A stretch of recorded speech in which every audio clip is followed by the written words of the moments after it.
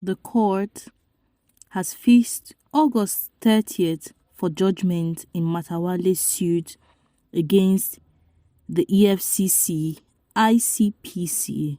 The Federal High Court in Abuja has fixed August 30th, 2023 to deliver the judgment on the suit by a former governor of Zamfara State, Bello Matawale, seeking to stop an investigation against him. Justice Ahmed Mohammed of the Federal High Court in Abuja fixed the date for judgment on the suit. Matawale argued that all contracts awarded by his administration were awarded through due processes of law and properly documented.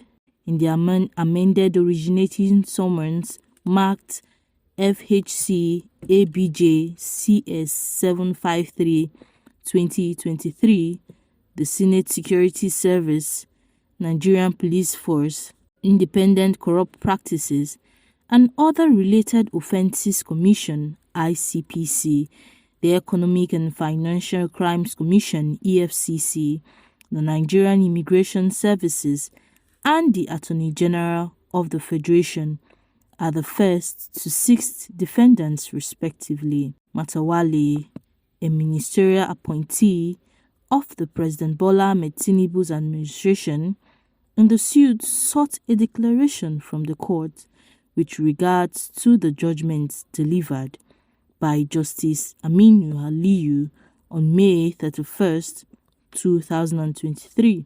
In suit number FHC GS CS 30 2021 between the government of Zamfara and the Economic and Financial Crimes Commission EFCC and others. The fourth defendant has no authority or power to conduct an investigation, direct or cause to be directed any inquiry or investigation, and or prefer any charge against the plaintiff, his family, associates, and contractors to Zamfara State Government in respect of any money or funds belonging to the Zamfara State Government. Based on the judgment and sections 4, 6, and 7 of the Zamfara State Anti-Corruption Law number 12, 2021, he prayed the court to declare that any other body other than the Zamfara State Anti-Corruption Commission has no authority or power to conduct an investigation bordering on any alleged corrupt practices and financial crimes against him or his administration as the governor of Zamfara State. In an affidavit in support of the originating summons, Matawale's counsel, Kainde Akinlolu SAN, held that the totality of the purported findings and conclusions of the defendants, particularly the fourth defendant, by which the alleged corrupt practices and diversion of public funds of Zamfara State against him are utterly false and contrived to render him unworthy of leadership and public trust. He urged further that all contracts awarded by his administration as governor of Zamfara State were awarded through due processes of law, properly documented and recorded, were well kept. He asserted that unless restrained, the defendants will arrest, detain, and prosecute him in breach of the extant Zamfara State Anti-Corruption Law and his constitutionally guaranteed right to fair hearing. The counsel for the first defendant, O.A. Adoruhumu, asked the court to strike out the SSS name from the suit, while the counsel for the fourth defendant, M.K. Hassan, prayed the court to dismiss the suit, describing it as unconstitutional and lacking in merit.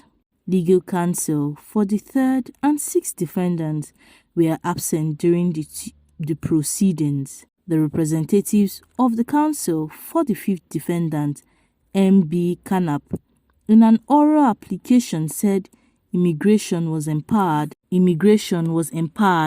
by Section 31 of the Immigration Act 2015 to prohibit the departure of any person who is yet to satisfy an order of courts of competent jurisdiction or against whom a warrant of arrest had been issued. In his ruling, the presiding judge, Ahmed Mohammed, reserved judgment on the matter till August 30th, 2023.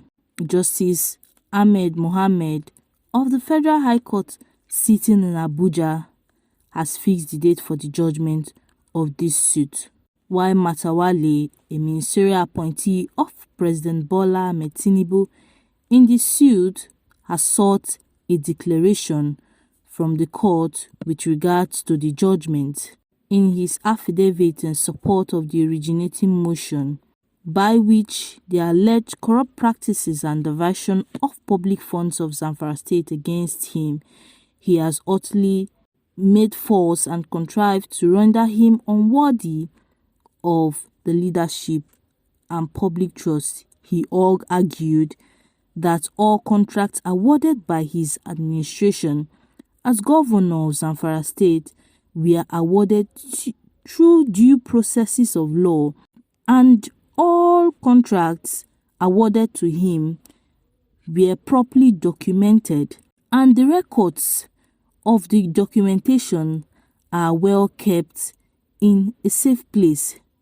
He also asserted that unless restrained, that is, unless the defendants had been restrained from arresting or further detaining and prosecuting him in using the extant Zamfara State anti-corruption law, that his constitutional rights guaranteed in the 1999 Constitution will continue to be breached. In using the extant Zamfara State anti-corruption law, that his constitutional rights guaranteed in the 1999 Constitution will continue to be breached. In using the extant Zamfara State anti-corruption law, that his constitutional rights guaranteed in the 1999 Constitution will continue to be breached.